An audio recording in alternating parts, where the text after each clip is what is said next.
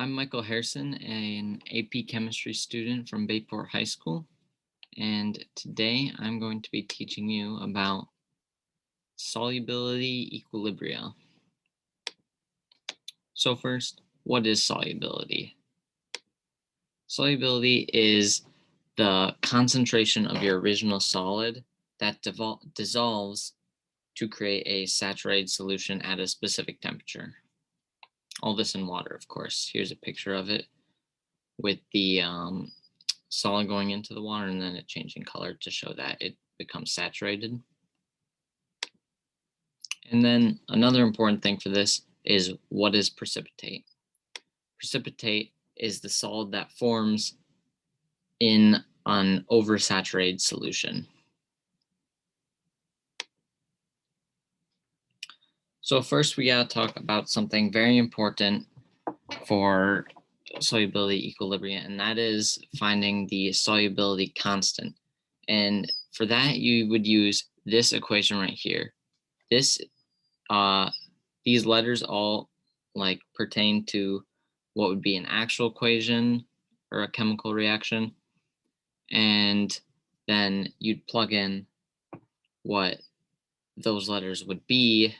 Like if the B was a 2, then you'd plug it in for like a 2 right here, and then this one right here. And you plug those in and you find what the KSP would be for that reaction then. And that's very important. I would say this is a very important thing to have to memorize to be able to do this really well. And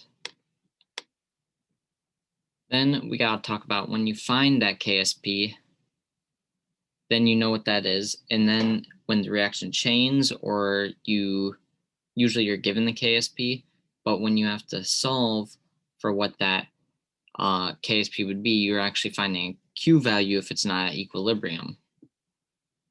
So what the Q value means is, if it's less than the KSP, then that means, like we learned before, it favors the products, and that means it'll keep dissolving into the liquid and until it is saturated. But until the Q equals the K, it'll be unsaturated.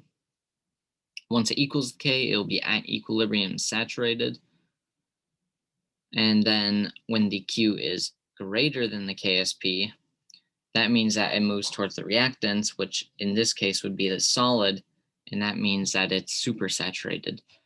When it's supersaturated, what this does is it will create precipitate, and if it's like really supersaturated in some solutions, it may even create crystals, as shown in this image here.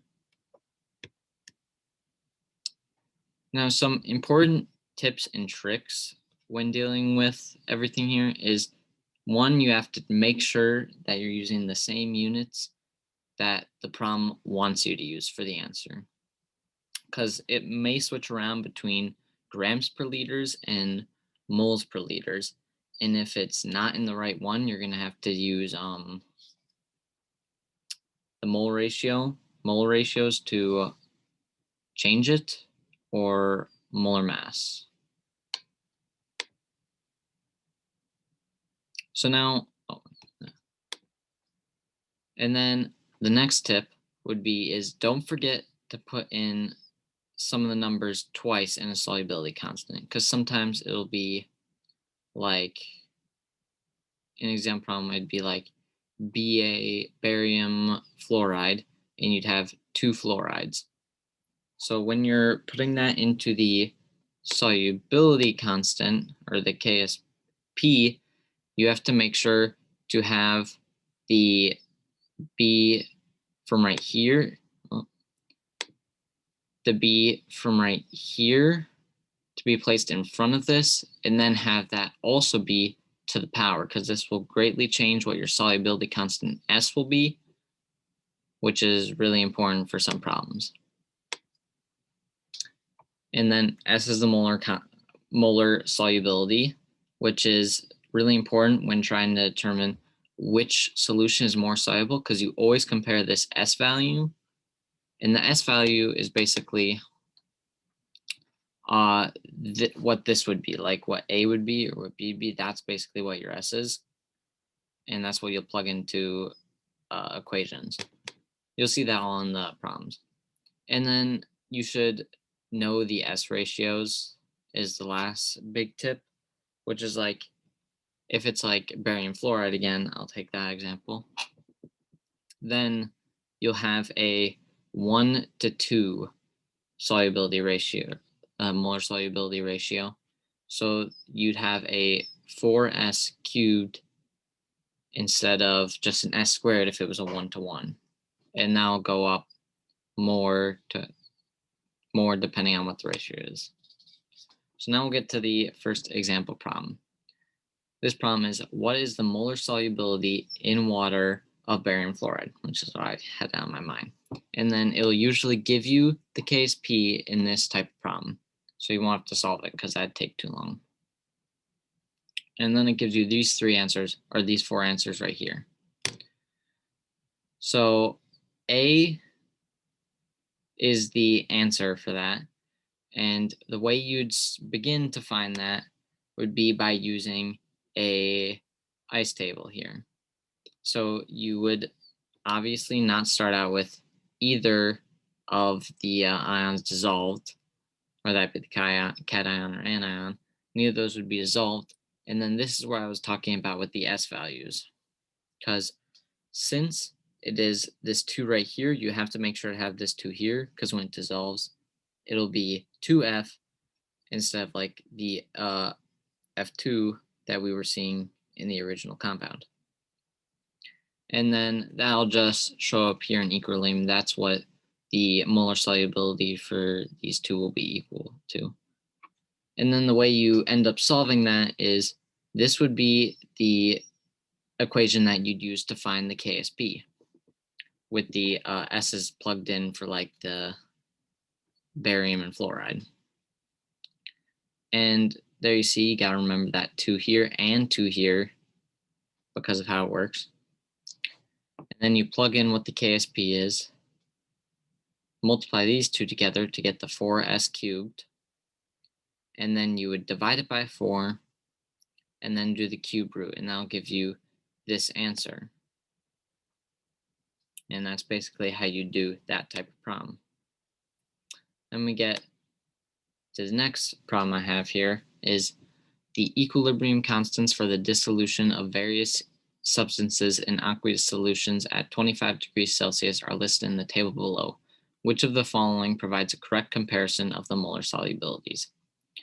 Now this one is more of an analysis problem than any actual math. So what you have to look at is the ratios for these molar solubilities. As you see, these three are all 4s cubed, but this one's s squared. So you have to realize that when you're actually solving for the molar solubility, which is the S, not the KSP, that you'd have to divide this by 4 in cube roots. So these are all going to be a lot smaller than this one. So when you look at these answers, only one of them really have this one, which has the smallest ratio, or not smallest ratio, but the 1-to-1 ratio, which is lowest, which of course you'd check it, because if it was like really big or really small, but generally it'd be the one with the smallest ratio. So then, as we see, this is the answer, because when you look at the lead bromide, that has the 4s cubed over the silver chloride, which has the s squared, and that'd make it a lot larger than the lead bromide. So then the most important things to take away is, really remember that equation for finding the KSP. That's really important, and you're going to have to know that for looking at a lot of problems, because you're going to have to find what that KSP equation is, which is just this one, and you're going to have to derive that from the original reaction, which you have to know from this, because you have to know where these numbers come from the original equation.